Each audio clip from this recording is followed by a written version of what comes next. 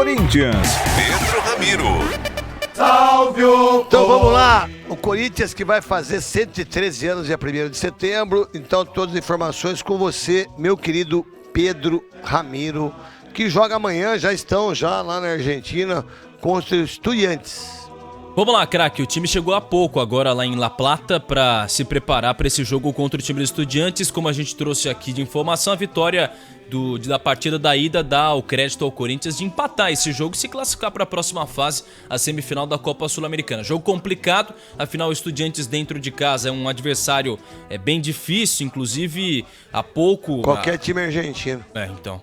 E ainda mais porque todos os ingressos já foram vendidos e o time dos Estudiantes não perde há um tempão. Corinthians que você até trouxe a informação, né, craque, com relação ao Yuri Alberto, que não pretende vender agora o atleta, mesmo com a proposta do West Ham da Inglaterra. O time alvinegro quer manter esse jogador até por conta das baixas que teve nos últimos dias, nos últimos meses, ainda confirmando hoje a saída do Murilo, como a gente antecipou aqui na Rádio Bandeirantes. Murilo que inclusive já viajou à Inglaterra com o Nottingham Forest para assinar com o Nottingham Forest da Inglaterra e desfalca o Corinthians para amanhã. Uma possível dupla de zaga deve ter Gil e Lucas Veríssimo. Já que a gente falou sobre reforços, sobre venda de jogadores, vamos ouvir um pouquinho a palavra do Alessandro, gerente de esportes do Corinthians, que logo depois do jogo contra o Goiás, ele falou sobre essa situação e disse também se o Corinthians vai contratar ou não algum reforço ainda nessa janela. Não fizemos venda para comprar jogador. Não foi isso que ocorreu. Vocês mesmos viram isso daí. A gente vendeu o atleta e comprou algum, por acaso? Nenhum. E outra coisa, nenhuma venda ela tem um recebimento à vista da totalidade. Os pagamentos são em 1, 2, 3 anos. Isso é mercado. A gente está vendendo atleta para o clube receber ano que vem. E é natural, procurando trazer o menor prejuízo técnico porque se faz necessário. Não vai ser vendendo somente atletas que o Corinthians vai resolver a vida financeira dele, não. Mas ele tem uma vida financeira, infelizmente, muito ruim. E essa conta precisa ser paga um dia. Não vai ser nessa gestão que vamos conseguir pagar. Provavelmente o próximo presidente, seja ele qual for, também não vai conseguir, mas é uma medida necessária que precisa ter continuidade. Tá aí, craque, a palavra do Alessandro falando sobre essa situação. Tá certinho ele. Você tem a informação que vai contratar alguém? Não, o Corinthians não vai contratar, pelo menos... a gente se lembra que o time só pode contratar quem tá sem clube nesse momento. E até ou de jogador de Série B.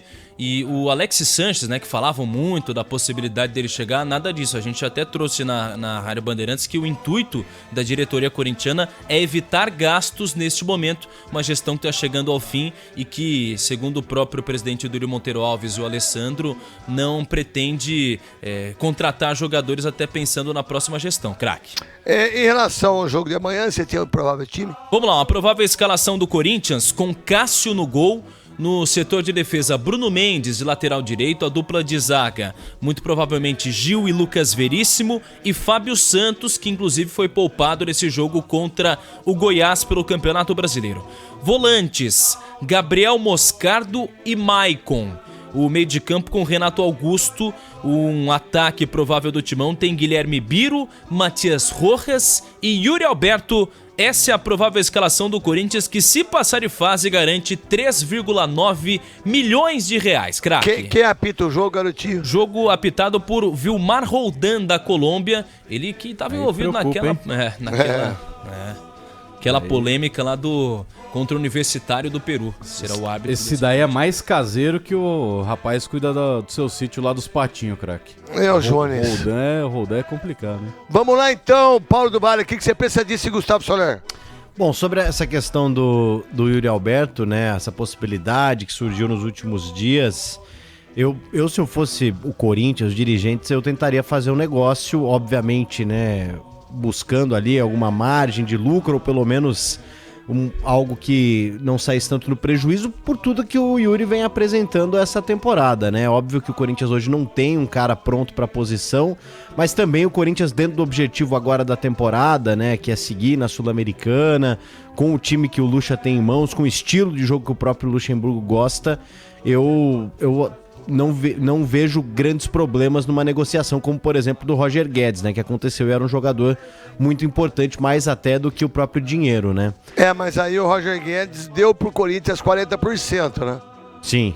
Só que perdeu um artilheiro, né? Isso. E se não ganhar a Sul-Americana e se sofrer num brasileiro, vai tomar pau por causa disso, não é verdade? Sim, com certeza, com certeza.